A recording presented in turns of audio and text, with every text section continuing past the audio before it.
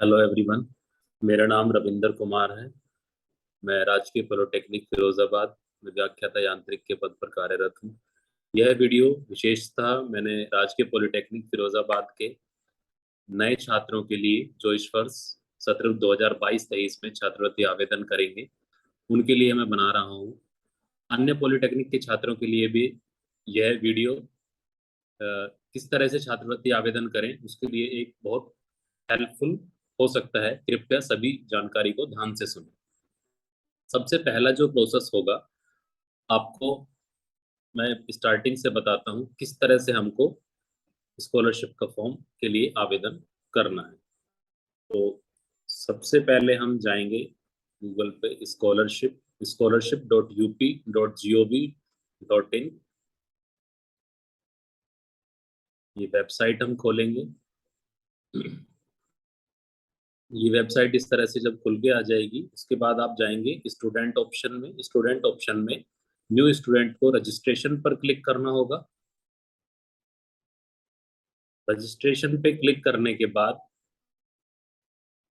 आप जिस भी कैटेगरी में होंगे, अगर आप SC ST या जनरल कैटेगरी में हैं तो आप post matric other than inter पर क्लिक करेंगे और आगे बढ़ेंगे। आप OBC कैटेगरी में हैं तो आप post matric other than inter fresh पर क्लिक करेंगे। अगर आप माइनॉरिटी कैटेगरी में हैं तो आप post matric other than inter पर क्लिक करेंगे। और आपको मैं दिखाता हूँ इस पेज पर क्लिक करने के बाद क्या खुलकर आएगा। ये एक पेज आपके सामने खुलकर आ जाएगा जिसमें आपको रजिस्ट्रेशन के लिए कुछ बेसिक डिटेल्स अपनी भरनी होंगी। जैसे जिला जिला आपको जिला भरना होगा जहां आप अध्ययनरत हैं। मींस जहां पर आपका एडमिशन चल रहा है, जिस जिले के पॉलिटेक्निक में आप स्टडी कर रहे हैं वो जिला आएगा। शिक्षण संस्थान जहां पर आपने एडमिशन लिया है। वर्ग जाति समूह आप किस वर्ग में हैं। जैसे यहाँ पर तो अन्य पिछड़ा वर्ग हमने सेलेक्ट किया है तो वो एक ही ऑप्शन आएगा, क्योंकि स्टार्टिंग में ही सेलेक्ट हो जाएगा। धर्म, छात्र छात्रा का नाम, हाई स्कूल प्रमाण पत्र के आधार पर, यानी कि हाई स्कूल में जो आपका नाम होगा spelling same as it is match होना चाहिए। पिता का नाम, माता का नाम, आपकी जन्म तिथि हाई स्कूल में जो जन्म तिथि होगी वही रहनी चाहिए। लिंग मेल फीमेल। विवाहिता की स्थिति में यदि नाम में परिवर्तन, जैसे शादी के बाद कुछ लड़कियों का नाम परिवर्तन हो जाता है, उसके लिए दिया हुआ है, अगर होता है तो इसको आप सेलेक्ट कर सकते हैं। हाई स्कूल में उत्तीर्ण वर्ष, किस वर्ष में आपने हाई स्कूल पास किया वहाँ यहाँ पर वो आएगा। हाई स्कूल बोर्ड, जैसे आपने CBSE से किया या UP बोर्ड से किया, यहाँ पर वो सेलेक्ट करेंगे। हाई स्कूल बोर्ड का अनुक्रमांक बहुत महत्वपूर्ण है ये ऑप्शन। यहाँ पर आपको अपना हाई स्कूल का रोल नंबर भरना है। रोल नंबर में विशेषकर ये ध्यान देना है कि आपके रोल नंबर की जो डिजिट्स हैं मार्कशीट में वो एज इट इज सेम होने चाहिए। कुछ स्टूडेंट्स जीरो या डॉट लगाकर करते हैं, उस तरह से रजिस्ट्रेशन करेंगे तो आपका आवेदन रिजेक्ट हो सकता है। विद्यालय संस्था का पता, जहां से आपने हाई स्कूल किया है उस विद्यालय का पता। मोबाइल नंबर, यहाँ पर वो मोबाइल नंबर भरें जो आधार से लिंक हो। दूरभाष नंबर STD कोड सहित, यहाँ पर आप कोई अपना घर का नंबर भर सकते हैं। ईमेल एड्रेस, ईमेल आप अपना डाल दीजिए यहाँ पर। पासवर्ड आपको जनरेट करना है खुद। पासवर्ड को जरूर याद रखें बाद में।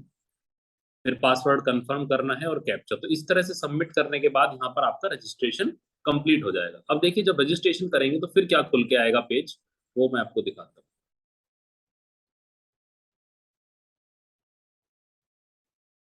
इस तरह का एक पेज आपके सामने खुलेगा। ठीक है, तो ये रजिस्ट्रेशन अब हो चुका है। तो एक छात्र का हमने एक एग्जाम्पल के तौर पर लिया हुआ है, तो आप यहाँ पर ये देख सकते हैं। तो सबसे पहले रजिस्ट्रेशन में जैसे हमने एक फिरोजाबाद के छात्र का एग्जाम्पल लिया है। रजिस्ट्रेशन में फिरोजाबाद में अगर छात्र अध्ययनरत है, शिक्षण संस्थान का नाम डाला हुआ है गवर्नमेंट पॉलिटेक्निक फिरोजाबाद। फिर रजिस्ट्रेशन संख्या ऑटोमेटिकली जनरेट हो चुकी है। छात्र छात्रा का नाम 10th की मार्कशीट के अकॉर्डिंग, छात्र छात्रा के पिता का नाम, और उसके बाद माता का नाम, धर्म, वर्ग जाति समूह वो आप अपने अकॉर्डिंग सेलेक्ट करेंगे। जन्म तिथि आपकी जो 10th की मार्कशीट के अकॉर्डिंग होगी वो सेलेक्ट करेंगे। लिंग मेल या फीमेल। मोबाइल नंबर मैं फिर से आपको बता दूं, जो आधार में आपको मोबाइल नंबर लिंक हो और बैंक अकाउंट में जो नंबर लिंक हो वही यहाँ पर भरना है। ईमेल ID, सही भरें। हाई स्कूल बोर्ड, जिस बोर्ड से आपने 10th पास किया है वो भरें। हाई स्कूल उत्तीर्ण करने का वर्ष, जैसे ये छात्र है इनका 2020 है, और रोल नंबर भरें।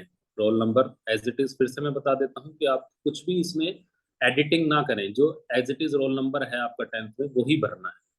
इतना करने के बाद फिर आपके पास आएगा शैक्षणिक विवरण भरने का ऑप्शन।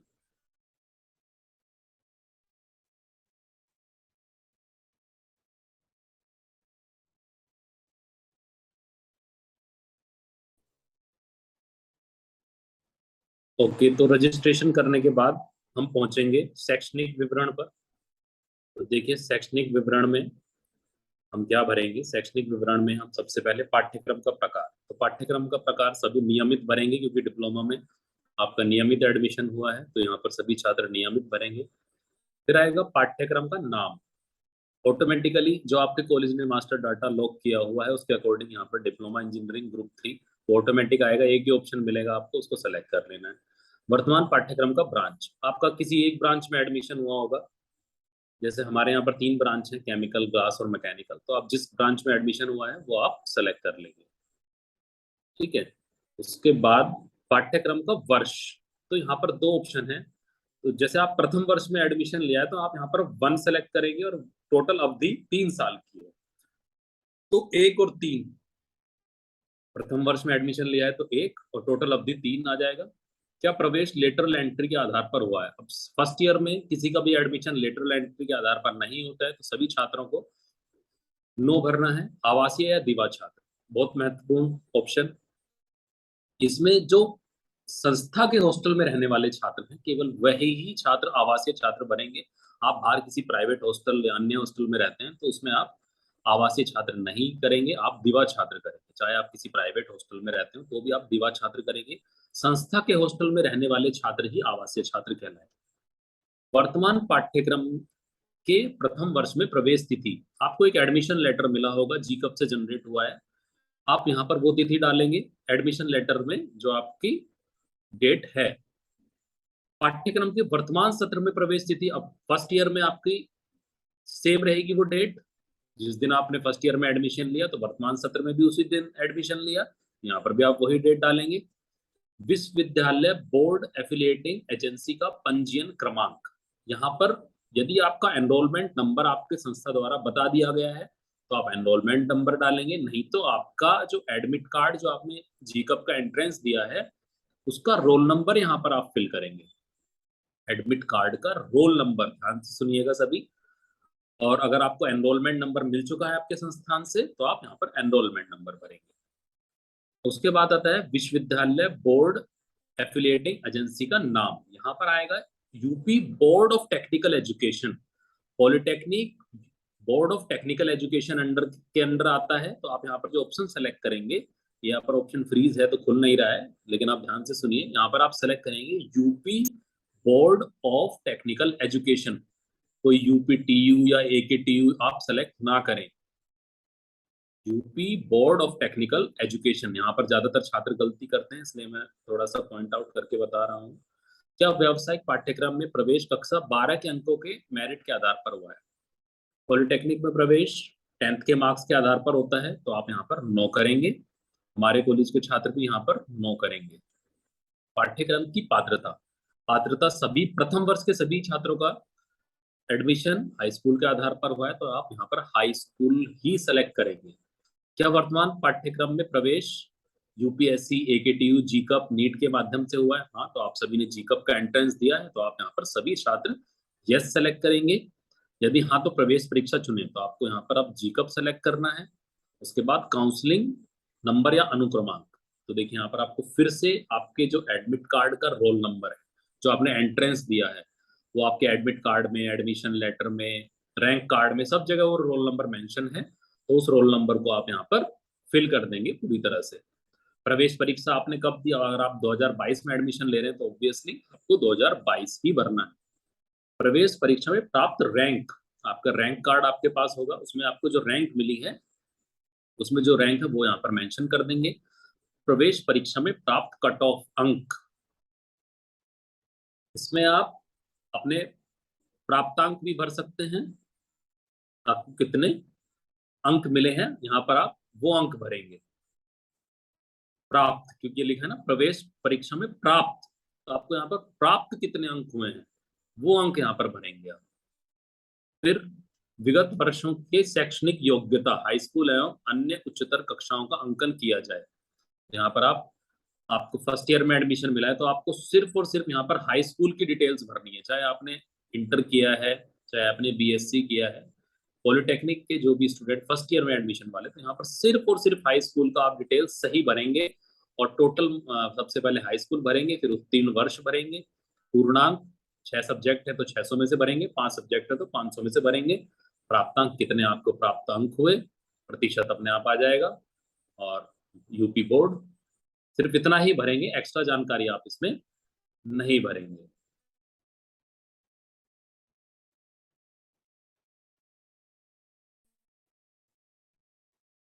ठीक है, उसके बाद शैक्षणिक विवरण के बाद आता है निजी विवरण। आप देखिए निजी विवरण में हम क्या क्या डिटेल्स भरेंगे। उसके बाद आएगा आवासीय स्थायी पता।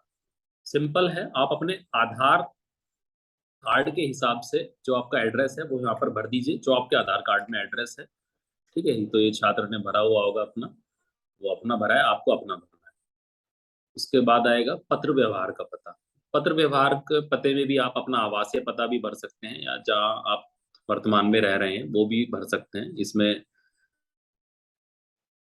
इसमें देखिए लिखा भी है, चेक करें यदि आवासीय पता और पत्र व्यवहार का एक ही पता है। तो अगर आप सेम एड्रेस यूज कर रहे हैं तो बस इसको टिक कर दीजिए, ऑटोमेटिकली फिल हो जाएगा इसको। उसके बाद राशन कार्ड या परिवार आईडी संख्या भी इस बार मांगा है, वैसे कंपलसरी नहीं है, स्टार नहीं बना हुआ है। तो अगर आपके परिवार में राशन कार्ड वगैरह बना हुआ है तो उसका आईडी नंबर भी आप यहाँ पर डाल सकते हैं, कंपलसरी नहीं है क्योंकि एस्ट्रिक मार्क नहीं लगा है।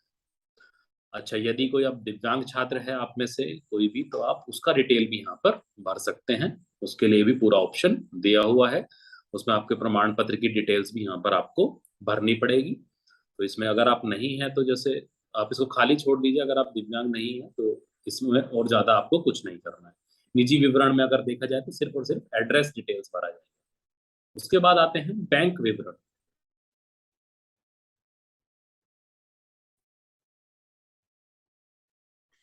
ठीक है, तो अब हम आते हैं बैंक संबंधित विवरण पे। तो जैसा कि हम देख सकते हैं कि यहाँ पर, तो देखिए बैंक में अब आपका जिस भी बैंक में आपका अकाउंट खुला हुआ है, जैसे यहाँ पे लिखा भी हुआ है आपको क्लियरली समझाने के लिए, जहाँ छात्र छात्रा का खाता है उस बैंक का नाम लिखेंगे। आपका जो भी बैंक है, एसबीआई है, पीएनबी है, एचडीएफसी है। यहाँ पर विशेष ध्यान दें कि आपका जो बैंक अकाउंट है छात्रवृत्ति के लिए किसी भी राष्ट्रीयकृत बैंक में हो, जो नेशनल लेवल पर जो बैंक है जैसे एसबीआई, पीएनबी, एचडीएफसी, आईसीआई, और भी बहुत सारे बैंक हैं। ग्रामीण बैंक में आप अपना अकाउंट अवॉइड करें। जनपद, जिस बैंक में आपका खाता है, मतलब जैसे आपका खाता आपके घर के जिस जनपद के आप रहने वाले हैं, अगर वहां पर आपका खाता है तो उस जनपद का नाम यहाँ पर आएगा। आपका खाता मान लीजिए मेरठ में है, या आपका खाता फिरोजाबाद में है, जिस जनपद के बैंक में आपका खाता है उस जनपद का नाम यहाँ पर आएगा, ब्रांच का नाम, यहाँ पर ब्रांच का नाम आएगा। ठीक है, जैसे ब्रांच आपके जिले में किसी एक जगह की होगी, जैसे यहाँ पर इन्होंने भरा हुआ है संत कबीर नगर, तो उस तरह से ब्रांच का नाम आएगा। क्योंकि जैसे बैंक का नाम तो हो गया मान लीजिए एसबीआई, लेकिन ब्रांच भी एक का भी एक एड्रेस होता है कि मेन ब्रांच या उस कोई सिटी का नाम होता है उस तरह से। तो यहाँ पर ब्रांच का नाम आ जाए। छात्र छात्रा का बैंक खाता संख्या, इस पर विशेष ध्यान दें आप।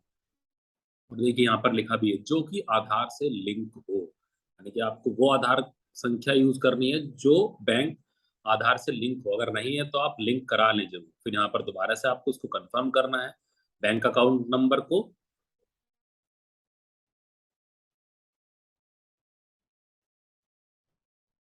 इसको दोबारा से हम यहाँ पर फिल कर देंगे।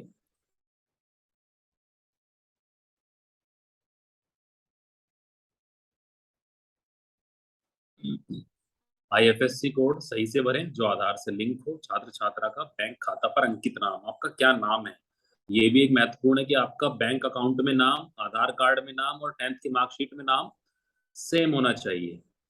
ठीक है, तो बैंक अकाउंट में आप विशेष ध्यान दें, और आधार से लिंक जरूर हो, इसका भी विशेष ध्यान दें। इसके बाद आते हैं हम शुल्क संबंधित विवरण। इसके लिए अगर मैं राजकीय पॉलिटेक्निक फिरोजाबाद की बात करूं या अन्य भी जो राजकीय पॉलिटेक्निक हैं, उनमें जो शुल्क है वो अनुमोदित वार्षिक नॉन रिफंडेबल अनिवार्य शुल्क 11,010 रुपये आपको भरना है फर्स्ट ईयर के सभी छात्रों को। तो यहाँ पर सिर्फ एक कॉलम है, आपको इसको भरना है और इसमें कुछ नहीं करना है। इसके बाद आते हैं गत वर्ष का विवरण। अब गत वर्ष आप प्रथम वर्ष में एडमिशन लिया है आपने, तो आप का सभी का एडमिशन 10th क्लास के पासिंग मार्क्स के अकॉर्डिंग हुआ है। तो यहाँ पर आपको 10th क्लास का ही डिटेल्स भरना है। हमारे पॉलिटेक्निक के सभी छात्रों को विशेषकर मैं बताना चाहूंगा, अन्य पॉलिटेक्निक के छात्र अपने एक बार टीपीओ से, सॉरी, अपने छात्रवृत्ति अधिकारी से अवश्य इसके बारे में जानकारी ले लें। पर हमारे पॉलिटेक्निक के, राजकीय पॉलिटेक्निक फिरोजाबाद के सभी छात्र यहाँ पर ध्यान दें कि अगर आप फर्स्ट ईयर के सभी छात्र सिर्फ और सिर्फ हाई स्कूल की डिटेल यहाँ पर भरें। तो गत वर्ष का परीक्षाफल पास हुए हैं, इसीलिए आपका एडमिशन हुआ है, सभी पास भरेंगे। गत वर्ष की परीक्षा प्रणाली, आपने 10th वार्षिक परीक्षा प्रणाली से पास किए, वर्तमान में आप सेमेस्टर सिस्टम में हैं नहीं, वर्तमान में आप सेमेस्टर सिस्टम में हैं, तो वो आपके लिए वो डिटेल अगले साल है, लेकिन आप यहाँ पर गत वर्ष का विवरण भर रहे हैं। तो गत वर्ष का विवरण भर रहे हैं तो आपको पिछले साल का वार्षिक परीक्षा प्रणाली यहाँ पर भरेंगे। गत वर्ष की अंक प्रणाली भी वार्षिक प्रणाली भरेंगे। संस्था द्वारा अंकित पूर्णांक ऑटोमेटिकली वो आएगा, आपको कुछ नहीं करना है। प्राप्तांक, कितने नंबर आपको मिले हैं उसका टोटल कर लीजिए। 5 सब्जेक्ट का है तो 5 सब्जेक्ट का टोटल, 6 का है तो 6 का। पूर्णांक 5 का है तो 5 का, 6 का है तो 6 का। परसेंटेज ऑटोमेटिक आ जाएगा। फिर आपका शिक्षण संस्थान का नाम, जहां से आपने 10th की है, अपने एडमिशन वाले पॉलिटेक्निक का नाम नहीं भरना है, जहां से आपने 10th की है उसका नाम आएगा। इन सब चीजों को जब आप कंप्लीट कर देंगे, उसके बाद इसको नीचे सबमिट का ऑप्शन आएगा। सबमिट का ऑप्शन अभी मैं ये किसी छात्र का फॉर्म है उसको सबमिट नहीं करके दिखा रहा हूँ। सबमिट कर देंगे तो आपके पास इसको एक बार चेक करने वाला फॉर्म भी आता है कि हम इसको प्रिंट आउट लेके चेक कर सकते हैं कि हमने जो जो भरा है। तो आप अपने डॉक्यूमेंट्स से उन सबको मैच कर लीजिए। ठीक है, तो इन सबको मैच करने के बाद फिर आप इसको अपने फॉर्म को सबमिट भी कर सकते हैं और चेक भी कर सकते हैं। तो और मैं अभी आपको और भी डिटेल इसमें कुछ बताना चाहता हूँ। तो जब आप ये सब डिटेल कंप्लीट कर देंगे तो उसके बाद आपको ये आपका पेज कुछ इस तरह से दिखाई देगा। तो आप देखिए, इसमें अब इस छात्र की डिटेल्स पहले से भरी हुई है। तो यहाँ पर आप क्या करेंगे, ये सब डिटेल जैसे, फिर उसके बाद आप आयम जाति प्रमाण पत्र की डिटेल्स डालेंगे। फिर प्रमाणीकरण हेतु आधार नंबर डालेंगे। तो देखिए, आधार नंबर डालेंगे तो यहाँ पर आधार नंबर जो आप डालेंगे उसका मोबाइल नंबर का ओटीपी आपके पास आएगा। तो इसलिए आपका मोबाइल नंबर आधार से जुड़ा होना चाहिए, बैंक अकाउंट से भी जुड़ा होना चाहिए, और वही नंबर आपको छात्रवृत्ति आवेदन में भी यूज करना है। तो ये सब करने के बाद देखिए, आपको मैं दिखाता हूँ फिर किस तरह का एक प्रिंट आउट जनरेट होगा। ये देखिए, ये सब डिटेल भरने के बाद ये पूरा फॉर्म हमारा इस तरह से पूरा जनरेट हो जाएगा। इसको आप चेक कर सकते हैं प्रिंट आउट निकाल कर, जो जो हमने डिटेल्स भरी हैं। और एक दो विवरण बच गया था, वो मैं आपको यहाँ पर इसमें समझा देता हूँ। जैसे जाति है, आय का विवरण भी आपको भरना है। जाति प्रमाण पत्र का क्रमांक सही से आप देख लें और उसका क्रमांक बिल्कुल सही भरें। गलत प्रमाण पत्र का क्रमांक भरेंगे तो वो रिजेक्ट होने के चांस रहते हैं। आवेदन क्रमांक, संख्या, जाति प्रमाण जारी करने की तिथि, बहुत महत्वपूर्ण। उसके बाद आता है आय प्रमाण पत्र। तो आय प्रमाण पत्र में जो आपके आय प्रमाण पत्र में इनकम लिखी है आपको उतना ही भरना है। अगर आप डिफरेंस करेंगे तो डाटा मिसमैच होगा और बाद में रिजेक्ट का चांस बनेगा। आय प्रमाण पत्र का क्रमांक। और फर्स्ट ईयर के छात्रों के लिए एक महत्वपूर्ण चीज और मैं बता दूं कि अगर आपका इस वर्ष प्रवेश हुआ है सन 2022 में, तो आप 2022 में बना हुआ ही आय प्रमाण पत्र इस्तेमाल करें, क्योंकि 3 साल तक ये फॉर्म एडिट नहीं होता है और बाद में आने वाले वर्षों में आपका आय प्रमाण पत्र इनवैलिड हो जाता है बाद में, और फिर रिन्यू में प्रॉब्लम आती है। तो प्रथम वर्ष के सभी छात्र 2022 में बना हुआ आय प्रमाण पत्र ही यूज करें। और उसकी बाकी डिटेल्स तो आप आय प्रमाण पत्र के क्रमांक, आवेदन फॉर्म संख्या देख सकते हैं। एक और महत्वपूर्ण बात मैं यहाँ पर बताना चाहूंगा, यदि कोई भाई या बहन छात्रवृत्ति के लिए आवेदन कर रहे हैं तो वो ये ध्यान दें कि आप अलग अलग आय प्रमाण पत्र अपने भाई या बहन के छात्रवृत्ति आवेदन में इस्तेमाल करें, तो उससे आपका डुप्लीकेट इनकम का जो सस्पेक्ट आता है स्कॉलरशिप के फॉर्म में, वो नहीं आएगा। तो अगर कोई 2 भाई या बहन या ज़्यादा छात्रवृत्ति आवेदन अप्लाई कर रहे हैं, तो वो अलग-अलग आय प्रमाण पत्र बनवा लें अपने पिता या माता के नाम से और अलग-अलग इस्तेमाल करें। और इनके जो भी नंबर्स हैं, वो बिल्कुल सही भरें, ये बहुत महत्वपूर्ण है।